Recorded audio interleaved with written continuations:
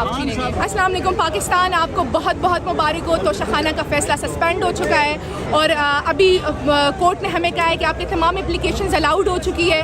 Supreme court نے جو کہا تھا کہ خان صاحب صادق اور امین ہیں، آج اسلام آباد ہائی کورٹ نے بھی اس پہ مہر لگا دی ہے۔ توشہ خانہ کا جو تمام پروپیگنڈا تھا وہ اس پہ پانی بہا دیا ہے اور امید ہے کہ بہت جلد خان صاحب زمان پارک میں ہوں گے۔ تھوڑی دیر بعد ہم اٹک جیل کے لیے روانہ ہوں گے، جیسے ہی ڈیٹیل ججمنٹ آتے ہیں اور ہمیں روکاری ملتی ہے۔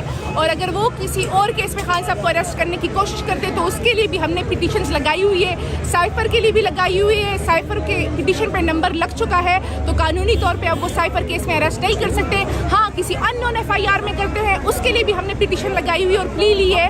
اور ہمارا پریئر یہی ہے کہ کسی بھی ان نون میں بھی نہیں کیا جائے اور ہمیں عدالت تک پہنچنے کا موقع ملا جائے۔ ہم خان صاحب پہلے بھی انصاف پہ یقین رکھتے تھے اور انہوں نے تمام قانونی کارروائیاں اور تقاضے پورے کیے تھے، اب بھی وہ کرتے ہیں کیونکہ وہ رول آف لا پہ بہت بلیو کرتے ہیں اور کوئی بھی ملک رول آف لا کے بغیر آگے نہیں جا سکتا۔ خوش آئندہ بات ہے کہ اس ملک کے مقتدر حلقوں کی یہ بات سمجھ آ چکی ہے کہ انصاف کے بغیر کوئی بھی معاشرہ ترقی نہیں کر سکتا۔ Thank you so much.